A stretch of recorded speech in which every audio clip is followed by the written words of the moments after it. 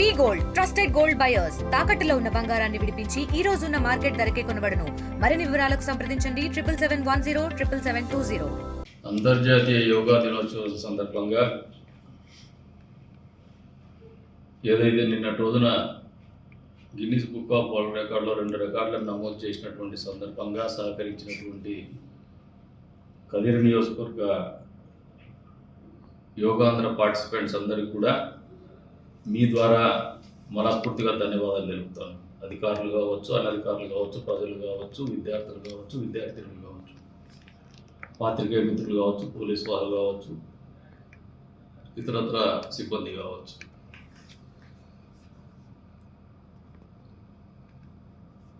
అదే సందర్భంలో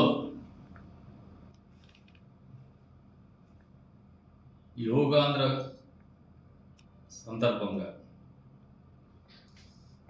ఇంత పెద్ద ఎత్తున ప్రపంచ రికార్డు స్థాపించినటువంటి ఒక కార్యక్రమాన్ని నిర్మాణాత్మకంగా సహేతుకంగా ఆలోచన చేయాల్సినటువంటి ప్రతిపక్ష నాయకుడు జగన్మోహన్ రెడ్డి కావచ్చు అండ్ కంపెనీ సజ్జల రామకృష్ణారెడ్డి కావచ్చు ఉలికిపాటుకు తత్తరపాటుకు గురై వెంటనే దీని మీద కామెంట్స్ పాస్ చేస్తాం. డబ్బు వేస్ట్. జగన్మోహన్ రెడ్డి గారికి కావచ్చు, సజ్జల రామకృష్ణారెడ్డికి కావచ్చు, వైఎస్ఆర్సీపీ పార్టీకి వాళ్ళ నాయకులకు కావచ్చు ఒకటే చెప్తున్నాం. మీరు ఈ రాష్ట్రాన్ని ఇంటాక్సికేషన్ మూడ్లోకి తీసుకున్నారు 5 సంవత్సరాల్లో. బహుశా ఇంటాక్సికేషన్ మూడ్ అంటే సామాన్య ప్రజలకు అర్థం కావచ్చు. మత్తులే గంజాయి మత్తులో నిద్రపుచ్చినారు, రంగు సారాయి మత్తులో నిద్రపుచ్చినారు. రాష్ట్రం యావత్తు యువతని పెడదావ పట్టించినారు. బహుశా ప్రధానమంత్రి నరేంద్ర మోడీ గారు కూడా ఆంధ్రప్రదేశ్లో ఈ రకమైనటువంటి పరిస్థితుల నుంచి బయటకు తీసుకురావాల, యువతకు కావచ్చు, ప్రజానీకాన్ని కావచ్చు, ఆరోగ్యకరమైనటువంటి పరిస్థితుల్లో జీవన ప్రమాణాలు కొనసాగే విధంగా వాళ్ళకు ఒక దిశానిర్దేశం చేయాలనే ఆలోచనతో ఈ కార్యక్రమాన్ని ఇక్కడే రూపొందించున్నారు. చంద్రబాబు నాయుడు గారు కూడా 1 సంవత్సరం పరిపాలనలో సర్వశక్తులు ఒడ్డుతా ఉన్నారు.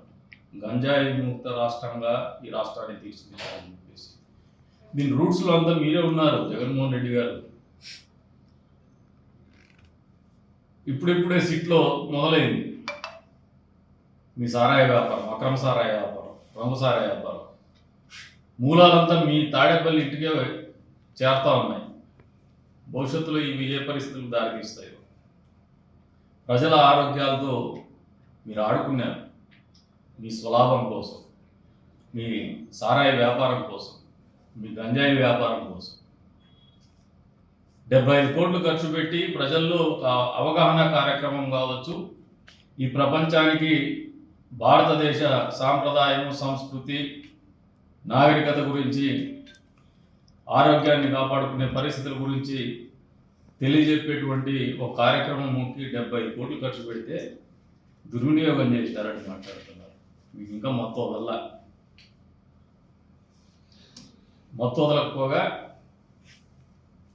అదే రకమైనటువంటి ధోరణి ఇప్పటికీ కనపరుస్తున్నారు. ప్రజలు బుద్ధి చెప్పినా కూడా మీరు మారలా. బహుశా మీ ఉలికిపాటు కారణం నాకేందంటే నాకు వ్యక్తిగతంగా అర్థమైంది. అధికారం ఉన్న రోజులు 30 ఏళ్ళు ముఖ్యమంత్రి మేమని చెప్పుకున్నారు.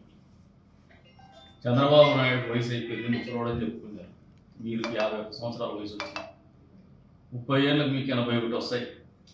ఆయన 75 ముసలోడు అయిపోయాడని చెప్తారు. మీకు 81 వచ్చే వరకు మీరు పరిపాలించాలనుకుంటారు. మీ ద్వంద్వ ప్రమాణాలు, మీ ఆలోచన విధానం. అసలు నారా లోకేష్ అనేటువంటి ఒక వ్యక్తి నాయకుడుగా నిలబడతాడు, మీతో కలబడతాడు, ఎదుగుతాడని ఆలోచన లేకుండా ఎప్పటికప్పుడు మొక్కగానే తుంచేయాలని ఒక ప్రయత్నం నిరంతరం చేస్తూనే వచ్చినారు. బాడీ షేమింగ్ దగ్గర నుంచి మొదలు పెడితే ఆయన వ్యక్తిగతంగా కూడా అవహేళన చేస్తూ ఆయన నిరంతరం కూడా మొక్కలోనే తుంచేయాలని నిరంతర ప్రయత్నం చేసినారు. ఆ ప్రయత్నం సఫలీకృతం కాలా. మీ విమర్శలన్నింటినీ ఎదుర్కొంటూనే ఆయన మీ ఊహకు అందంత ఎత్తుకు ఎదిగేసరికి ఉలికిపాటు గురవుతున్నారు. ఆయన స్థాయి ఈ రోజున భారత ప్రధాని సాక్షాత్తు నరేంద్ర మోడీ గారు విశాఖ వేదికగా దేశ ప్రజలు, దేశంలో ఉండే నాయకులకి అందరికీ కూడా ఒక రోల్ మోడల్గా ఆయన మాట్లాడడం జరిగింది. That is more than enough for a leader. మీరు కూడా 5 ఏళ్ళు నరేంద్ర మోడీ గారితో వంగి దండాలు పెట్టారు, ముఖ్యమంత్రి స్థాయిలో పక్కన కూర్చున్నారు, దయా షేర్ చేసుకున్నారు. ఎప్పుడైనా నరేంద్ర మోడీ గారు 5 ఏళ్ల కాలంలో జగన్మోహన్ రెడ్డి మాదిరి ఉండండి అని ఎప్పుడైనా చెప్పినాడా? భయపడినాడు ఆయన కూడా నీ పరిస్థితిని చూసి? చెప్పరు. అదే నీకు నారా లోకేష్ గారికి ఉన్నటువంటి తేడా. నువ్వు మాట్లాడితే భయపడిపోతున్నావు అనేది బయటపడిపోతుంది, నీ కార్యకర్తలు కూడా భయపడిపోతారని ఇప్పటికి కూడా నారా లోకేష్ గారికి ప్రశ్నలు మీరు సమాధానం చెప్పరు. కానీ మీ స్థాయికి మించి ఆయన ఎదిగేసినాడు. రాజకీయాల్లో స్థాయి అనేది ఏమి ఉండదు. మళ్ళీ చెప్తాను, ఎప్పుడు ఎవరు ఏ స్థాయికి ఎదుగుతారో భవిష్యత్తు వర్తమానమే చెప్తుంది. ఈ నియోజకవర్గంలో కూడా చాలామంది మాట్లాడినారు, వాళ్ళని మాట్లాడే స్థాయి, వీళ్ళని మాట్లాడే స్థాయి, మరి వీళ్ళ స్థాయి ఎక్కడికి వెళ్ళిపోయిందో దేవునికి తెలియదు. ఇవన్నీ మామూలు రాజకీయాల్లో. ఏదంటే నోరు ఉంది కదా అని, అధికారం ఉంది కదా అని, లేదా ఒక పార్టీకి అధ్యక్షుడిగా అని చెప్పేసి, ఒక మాజీ ముఖ్యమంత్రి అని చెప్పేసి అడ్డగోలు మాటలు మాట్లాడితే ప్రజలు హర్షించేటువంటి పరిస్థితులు. ఇండియా పాకిస్తాన్ తాజా అప్డేట్స్ కోసం డౌన్లోడ్ చేసుకోండి RTV లైవ్ యాప్.